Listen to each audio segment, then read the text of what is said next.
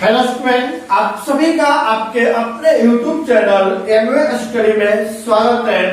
चलिए, आज का हम लोगों का जो टॉपिक है application of matrix and determinant, that means अवयव और सारणी का अनुप्रयोग। यह टॉपिक आपके बोर्ड एग्जाम और कॉम्पिटिटिव एग्जाम के पॉइंट ऑफ व्यू से काफी इम्पोर्टेंट है। यह टॉपिक इसलिए इम्पोर्टेंट है क्योंकि आपके इस टॉपिक से एक क्वेश्चन बोर्ड एग्जाम और कॉम्पिटिटिव एग्जाम में 4 मार्क्स के पूछे जाते हैं, इसलिए आप लोग वीडियो को अंत तक जरूर देखें। चलिए, अब हम लोग स्टार्ट करते हैं, देखते हैं कि इस टॉपिक के अंदर हमें किस चीज के बारे में स्टडी करना है।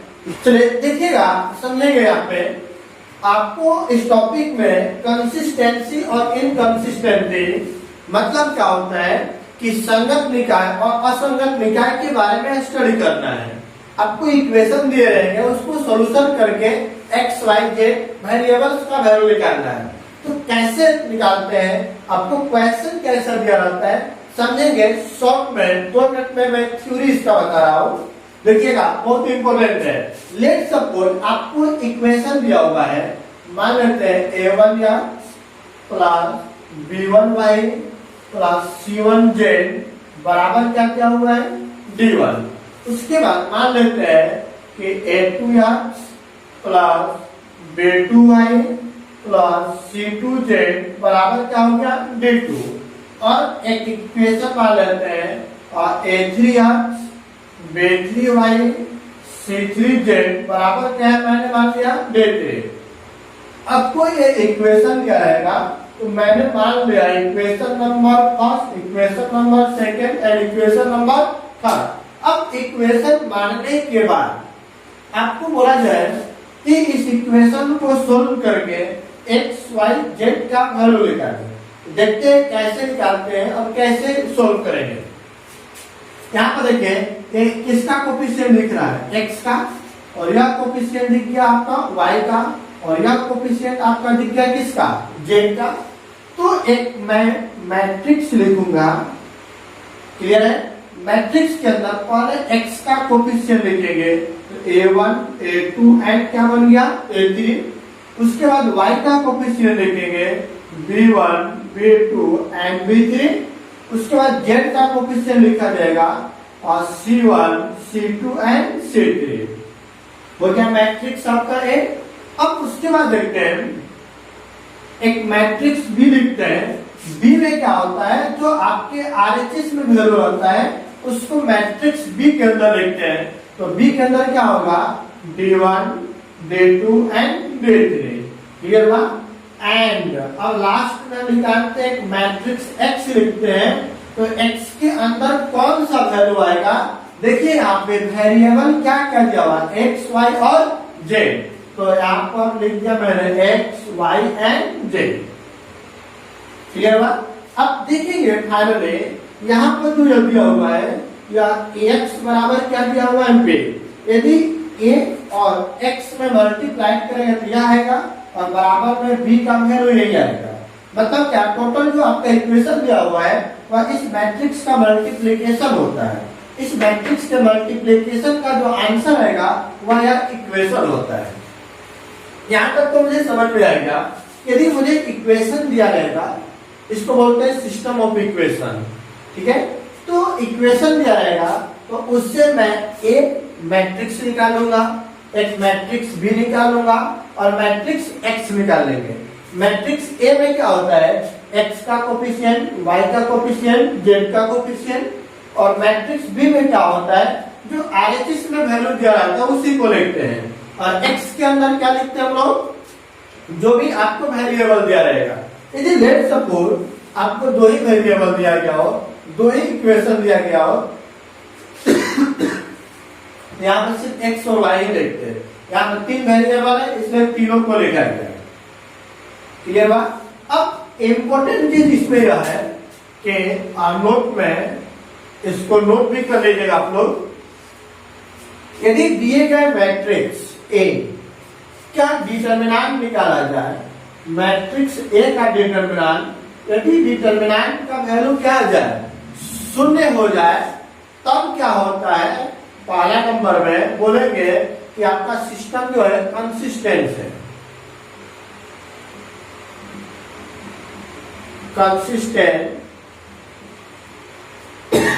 कंसिस्टेंट सिस्टम, जिसको बोलते हैं संगत निकाय।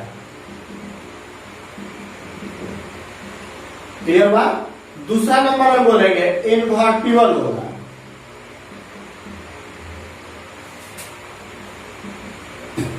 ठीक है, जिसको बोलते हैं व्युत्क्रमणीय। उसके बाद तीसरा नंबर में होगा यूनिक सॉल्यूशन।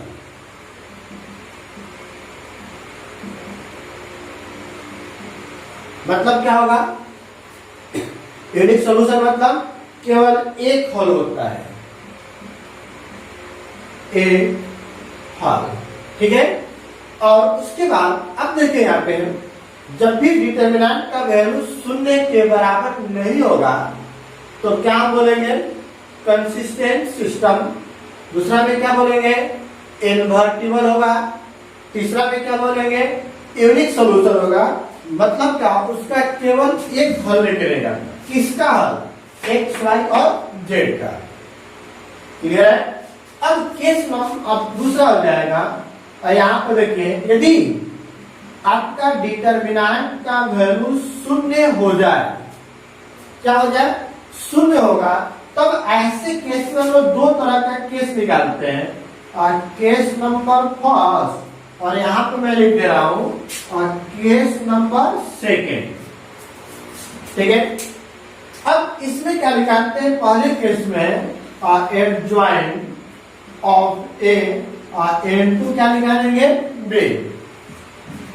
यहां पर भी हम लोग निकालेंगे एडजॉइंट ऑफ ए इनटू क्या निकालेगा? बी। क्लियर है? तो अब देखते हैं, इसको निकालने के बाद यदि पुनः इसका वैल्यू शून्य के बराबर ना हो या फिर शून्य के बराबर हो, एक दो केस हो सकता है। समझेंगे?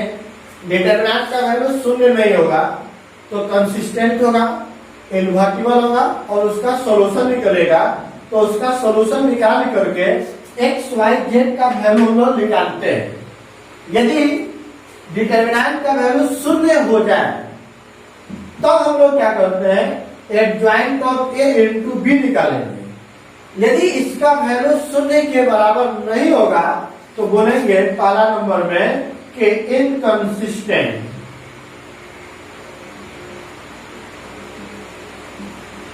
क्या होगा? इनकंसिस्टेंट, जिसको बोलते हैं असंगत। क्लियर हुआ? उसके बाद दूसरा नंबर में क्या होगा? Not invertible. मतलब क्या हुआ? व्युत्क्रमणीय नहीं होगा।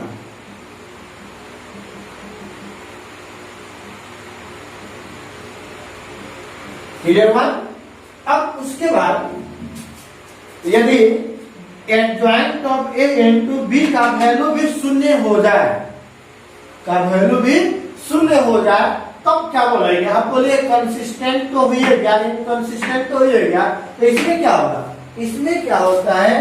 कंसिस्टेंट और इनकंसिस्टेंट के बारे में मैं नहीं बता सकता हूं कि क्या होगा, कुछ भी हो सकता है। जब डिटरमिनेंट का वैल्यू भी शून्य हो, adjoint of A into B का वैल्यू भी शून्य हो जाए, तो यहां पर बोला जाएगा कि मे बी कंसिस्टेंट और इनकंसिस्टेंट। में और में नॉट बी कंसिस्टेंट और इनकंसिस्टेंट। क्लियर हुआ? मतलब कंसिस्टेंट हो भी सकता है और इनकंसिस्टेंट नहीं हो सकता है। मतलब क्या होगा? इसको हिंदी में क्या बोलेंगे? क्या बोलेंगे? बोले संगत और असंगत कुछ भी हो सकता है। संगत और असंगत दोनों में कोई भी हो सकता है। क्लियर हुआ? अब उसके बाद बताइए तीसरा नंबर में क्या इन्वर्टिबल होगा? बिल्कुल नहीं होगा। मतलब क्या हो गया दूसरा नंबर में? Not invertible.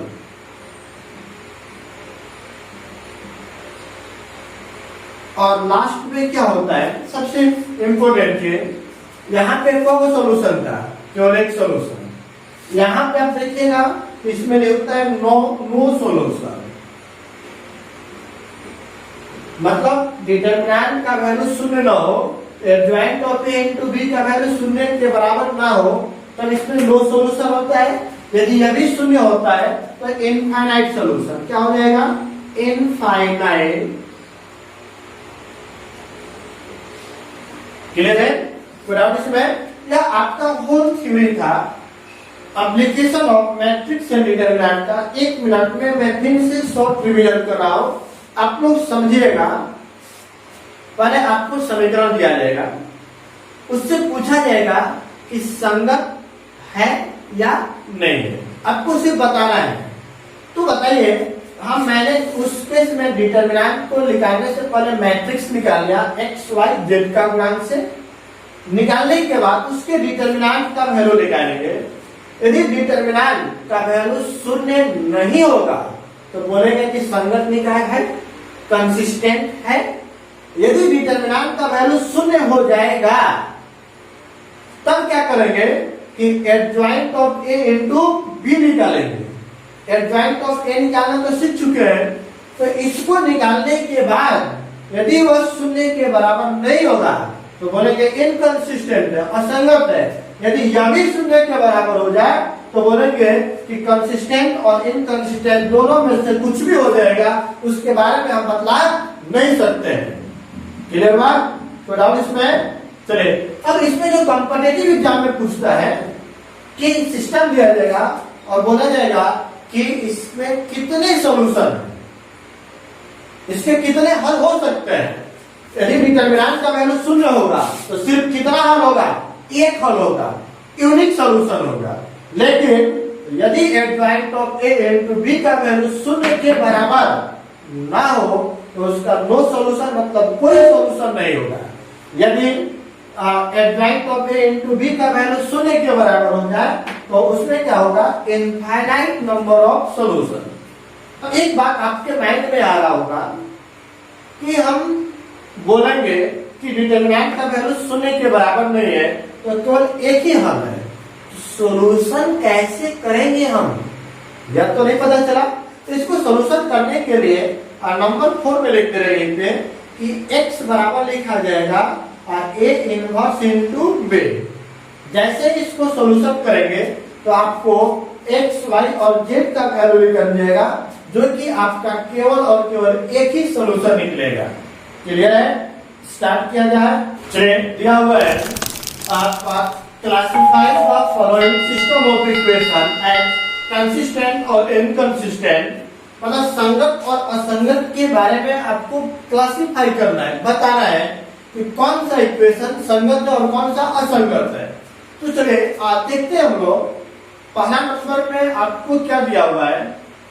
x plus 2y equal to 2। दूसरा नंबर में दिया गया है 2x plus 3y equal to 3। इन्हें दिया हुआ है, समझेंगे, बहुत आसान है। यहाँ पर कुछ नहीं तो क्या है? 1। अब क्या करेंगे हम लोग? चूंकि हमें एक मैट्रिक्स निकालना है, मैट्रिक्स में मैंने बताया था कि x के जो गुणांक होगा उसको पहले कॉलम में लिखें। x का गुणांक 1 और यहाँ x का गुणांक 2। y के कोफिशिएंट को दूसरे कॉलम में तो 2 और यहाँ नीचे हो गया 3। और बाकी चीज की जरूरत ही नहीं पड़ता है, आप वहां से निकाल सकते हैं। और b का वैल्यू देखिए राइट साइड में क्या दिया है? 2 और 3। x की कोई जरूरत नहीं है क्योंकि मुझे संगत और असंगत ही बताना है। तो संगत और असंगत में पहले इसके डिटरमिनेंट का वैल्यू निकालेगा। और नाउ डिटरमिनेंट ऑफ a, तो बोले क्या आएगा? 1 2 2 3। सॉल्यूशन करेंगे तो 3 माइनस 4 इक्वल टू क्या निकल गया? -1। तो बताइए क्या डिटरमिनेंट का वैल्यू शून्य के बराबर है? नहीं है। जब शून्य के बराबर नहीं होगा तो क्या सिस्टम ऑफ इक्वेशन क्या हो जाएगा? कंसिस्टेंट। तो लिख लेंगे हेन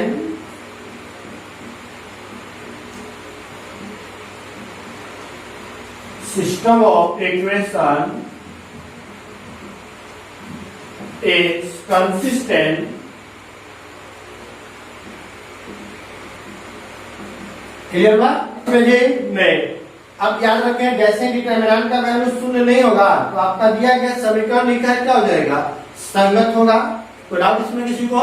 नहीं। तो अगला क्वेश्चन देखते हैं। क्वेश्चन नंबर सेकंड क्या दिया हुआ है, बोले क्या दिया हुआ है, और 2x माइनस वाई, उसके बाद x प्लस वाई, यहाँ पे इज इक्वल टू 5 और यहाँ पे इज इक्वल टू 4। क्लियर है ना?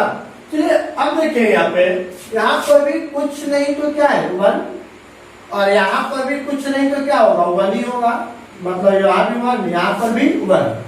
अब उसके बाद हम लोग लिखेंगे चूंकि एक मैट्रिक्स ए, तो बोले x का कोफिशिएंट क्या दिया हुआ है 2 1, यहाँ y का कोफिशिएंट -1 और 1, और यहाँ से मैं b निकालूं तो b का वैल्यू क्या आएगा 5 और 4।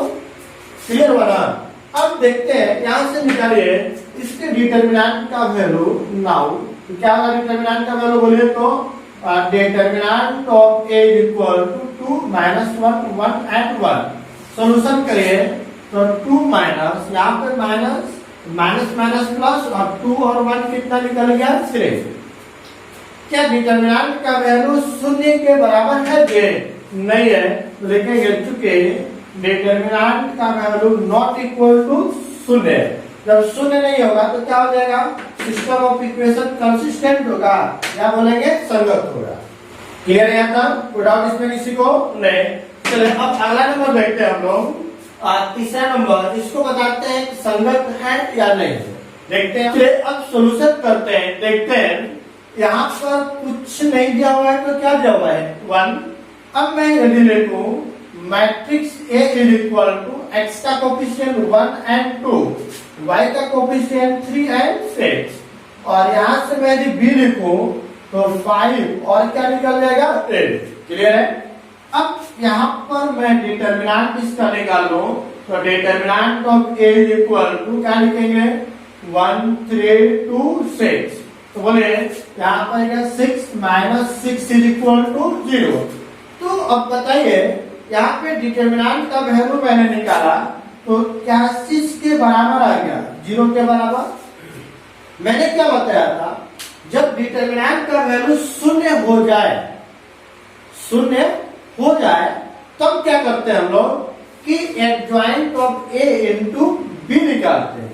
क्लियर बात? तो अब यहाँ को देखेंगे, यहाँ पे समझिएगा, एंड अब हमें निकालना एडजॉइंट ऑफ a। इसी का एडजॉइंट निकालिएगा। तो एडजॉइंट निकालने का सबसे सिंपल जो तरीका होता है वह क्या होता है 2 क्रॉस 2 के लिए, कि इसको हम लोग करते क्या है, मैं पूरा लिख दे रहा हूं अभी। ये आपको क्या दिया हुआ है, उसके बाद अगला क्वेश्चन आप लोग रहेगा 1 3 2 और 6। जब भी एडजॉइंट निकालिएगा, क्या निकालेंगे एडजॉइंट निकालेंगे, तो करेंगे क्या कि इसको हम लोग करेंगे स्थान परिवर्तन, चेंज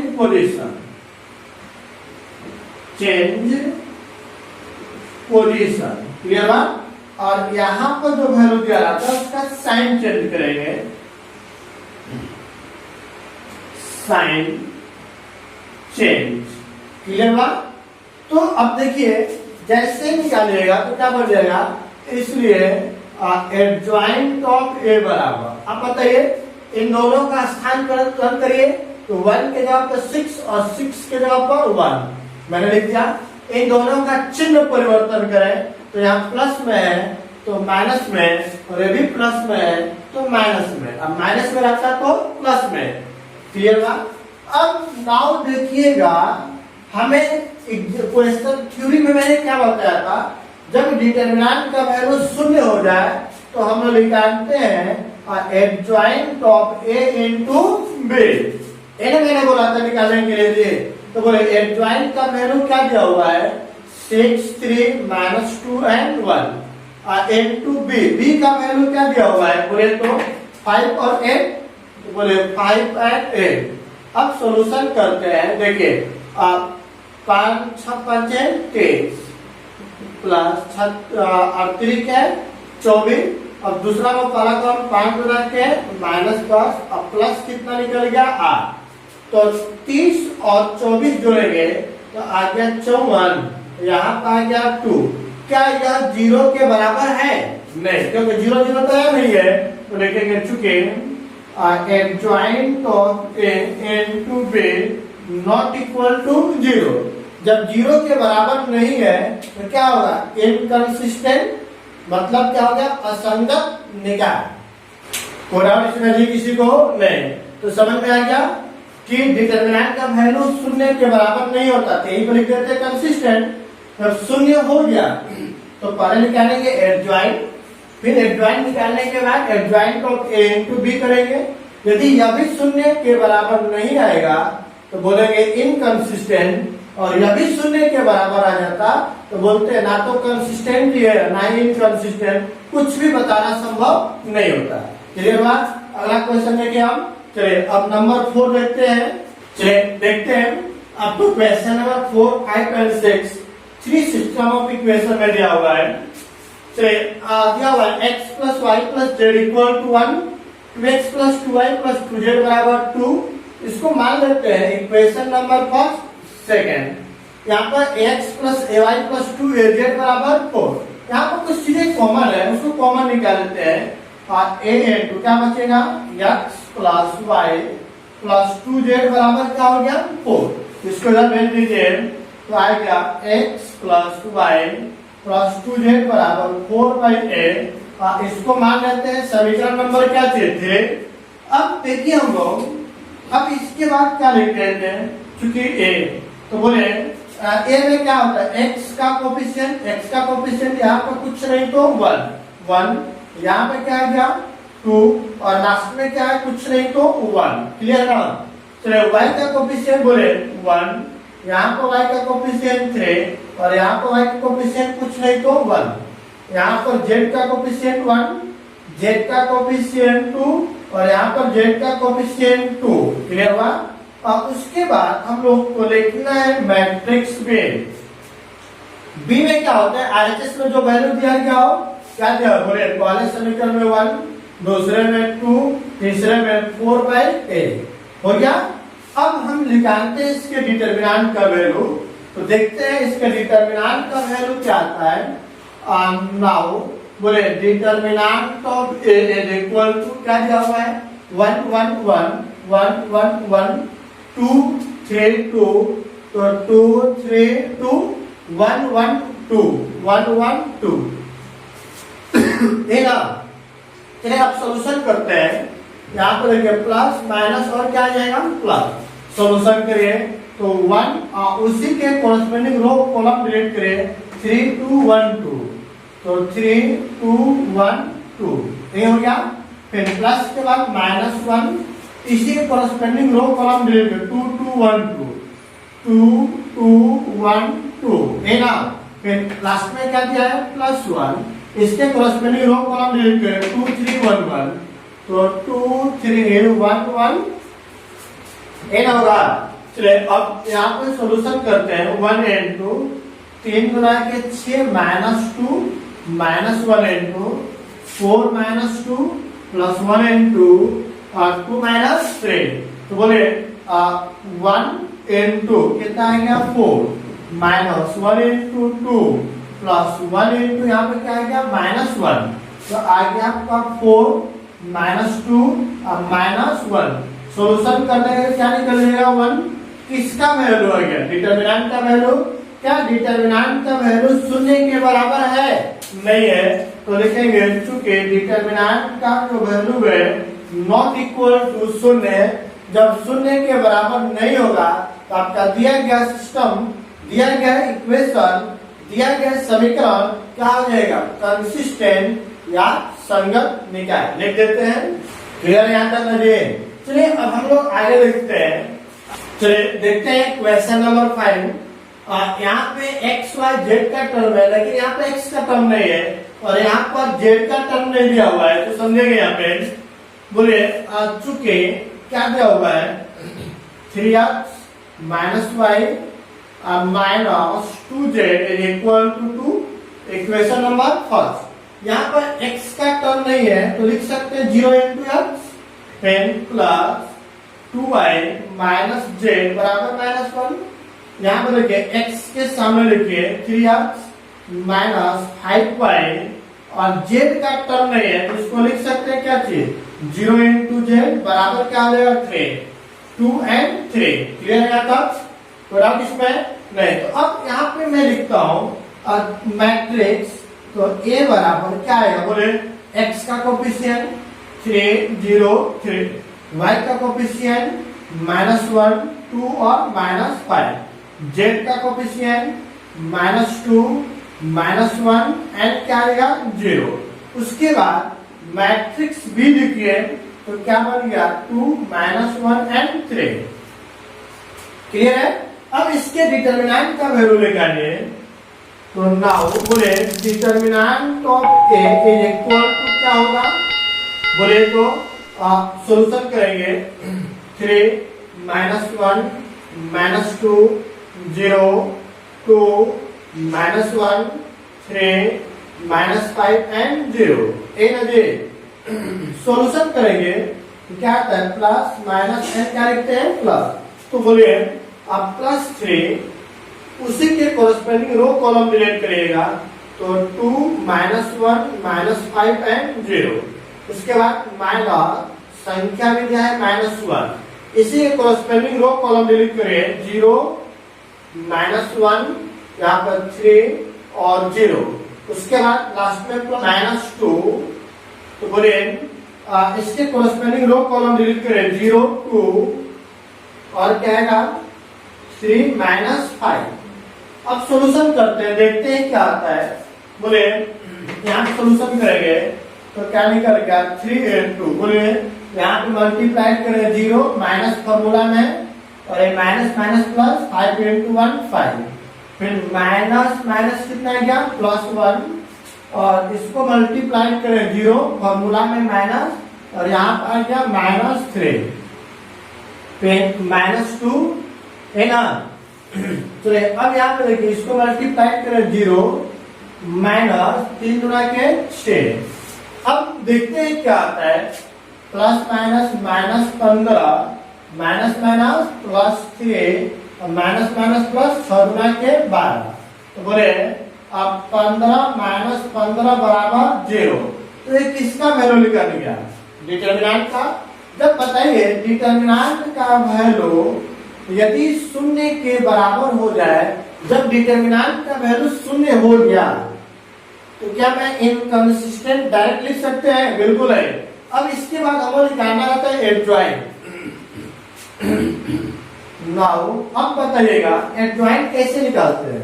इसी का एडजॉइंट निकालना है तो बताइए एडजॉइंट निकालिएगा तो C11 C12 C13 ऐसे निकालते हैं। सबका निकाल लीजिए कोफैक्टर बोले C11 मतलब पहले का तो उसके कोरस्पोंडिंग आप चिन्ह भी आप चेक कर सकते हैं plus minus plus minus plus minus plus minus और क्या होता है प्लस। पहले का साइन हो गया प्लस उसी के कोरस्पोंडिंग रो और कॉलम डिलीट करें तो 2 -1 -5 0 तो 2 -1 -5 एंड 0। सॉल्यूशन करें यहाँ पर आ गया 0 माइनस 5 बराबर क्या निकल गया -5। क्लियर है? अब उसके बाद इसका निकालिए C12 का तो C12 का निकालिए इसका साइन होता है माइनस में इसके कोरस्पोंडिंग रो कॉलम को डिलीट करिए तो यहाँ हो गया डिलीट 0 -1 3 0 तो 0 -1 3 एंड 0 माइनस तो है 0 माइनस और यहाँ पर आ गया -3 minus minus plus minus minus तो -3 एन आएगा। अब उसके बाद C12 के बाद C13 निकालेंगे तो उसका चिन्ह हो जाएगा प्लस। अब इसको निकाले इसको और इसको डिलीट करिए 0 2 3 -5 तो 0 2 3 -5। सॉल्यूशन करें तो 0 -6 बराबर क्या निकल गया -6। अब उसके बाद C13 के बाद क्या निकालेंगे, C21, जिसका साइन हो गया माइनस में। अब 21 का निकालें, इसके कोरस्पेंडिंग रो और कॉलम डिलीट करेंगे और यह डिलीट -1 -2 -5 0, तो -1 -2 -5 एंड 0 है। -1 -2 -5 और 0 सोल्यूशन करें तो बोले यहाँ हो गया 0 माइनस माइनस माइनस प्लस 5 गुना के 10, तो यहाँ पे क्या आएगा minus minus plus is equal to 10। अब उसके बाद 21 के बाद निकालेंगे 22, तो बोले इसका साइन आ गया आपका प्लस में, तो बोले अब क्या करेंगे, इसी के कोरस्पेंडिंग रो और कॉलम डिलीट करें, तो 3 -2 3 0, 3 -2 3 0, तो लिखेंगे 3 -2 3 एंड 0, तो प्लस चिन्ह तो है ही, यहाँ पर आ गया 0 -6, तो माइनस माइनस प्लस, तो क्या निकल गया +6। को फैक्टर निकालने में कोई प्रॉब्लम है किसी को नहीं, एक हम लोग पहले से निकालते आ रहे हैं। अब उसके बाद 22 के बाद क्या निकालना है 23, तो हो जाएगा C23, जिसका चिन्ह होता है माइनस में, तो 23 है। इसके कोरस्पेंडिंग रो कॉलम डिलीट करें, 3 -1 3 -5, तो बोले 3 -1 3 -5, सोल्यूशन करें तो -5 के 15 और यहाँ पे आएगा तो -3, तो बोले माइनस माइनस प्लस, तो -15 + 3 -12 और माइनस से गुणा कर देंगे तो क्या आ जाएगा +12। चलिए अब देखते हैं 31 का, तो बोले C31 निकलेगा, जिसका साइन क्या होता है प्लस में है, तो बोले इसी के कोरस्पेंडिंग रो और कॉलम डिलीट करेंगे, -1 -2 2 -1, तो -1 -2 2 एंड 1, सोल्यूशन करें, देख लीजिए मिलाते चलिए, गलत नहीं होना चाहिए।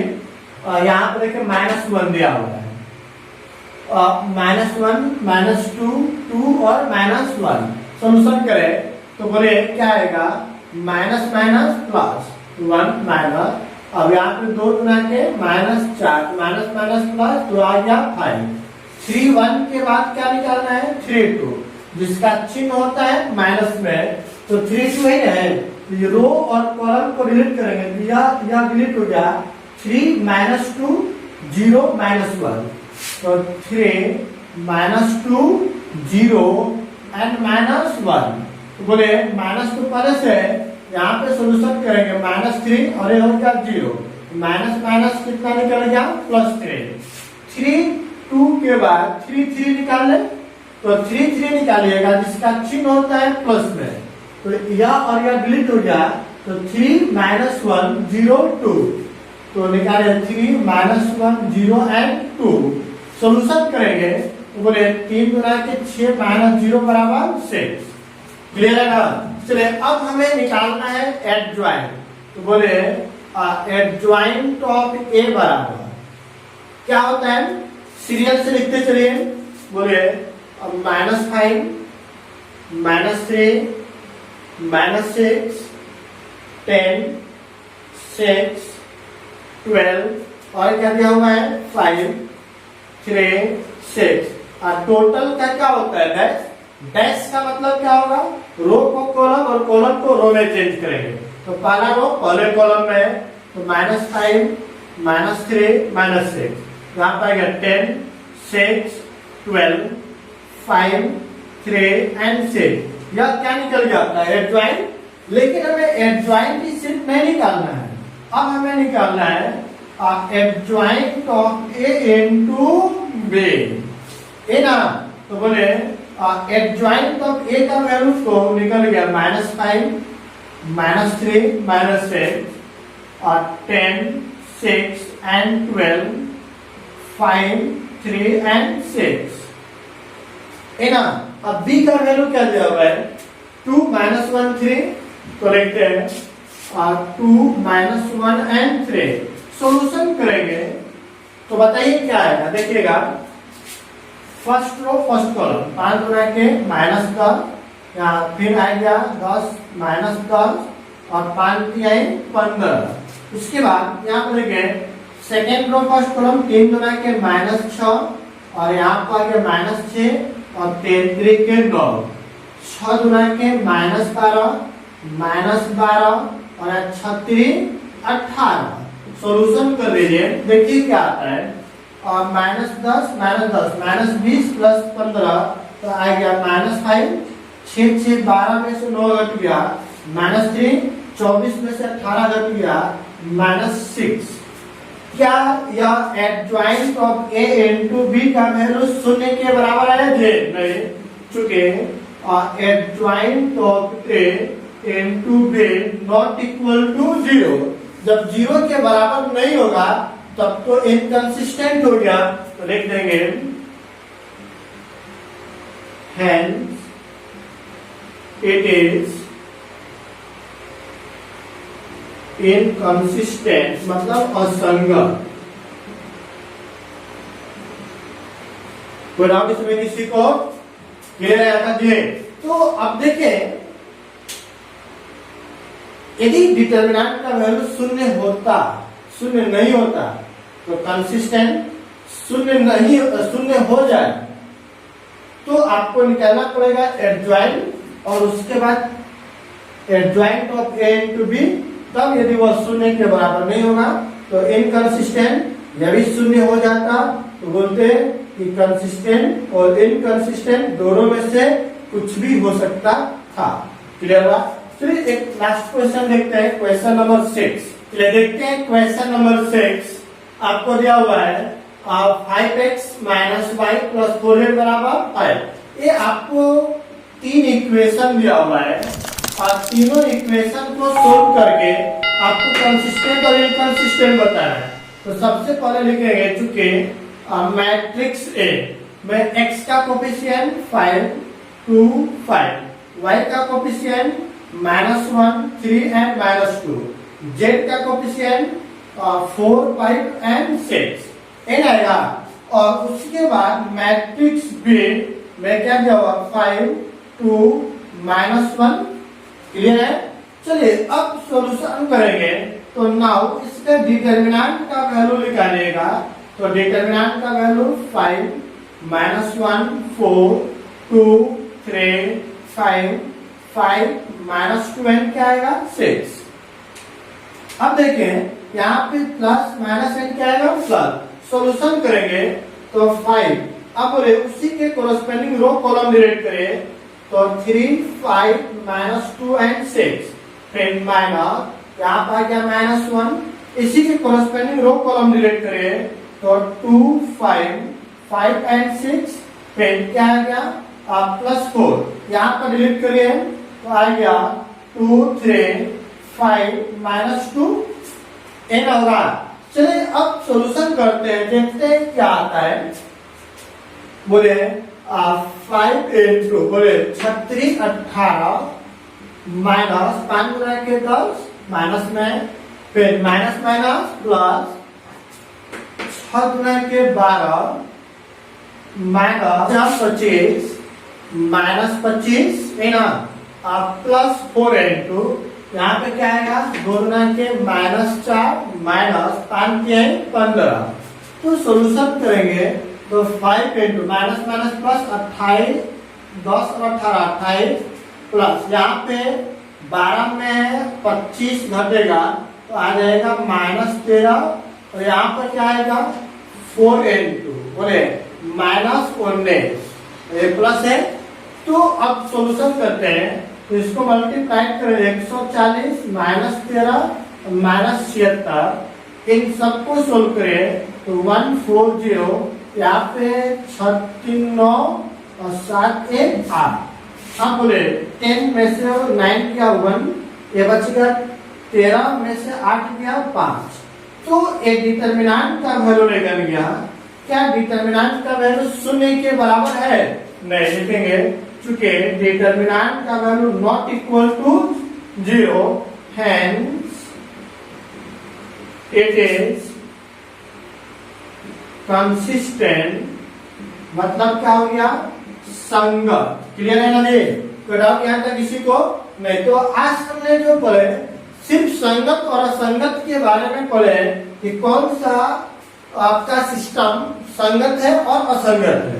कल इससे रिलेटेड हम लोग न्यूमेरिकल करेंगे कि एक्स, वाई और जेड का वैल्यू कैसे निकालते हैं। क्लियर है यहाँ तक? तो डाउट इसमें किसी को नहीं? जब कोई डाउट नहीं है तो चैनल को लाइक, शेयर एंड सब्सक्राइब तो बनता है।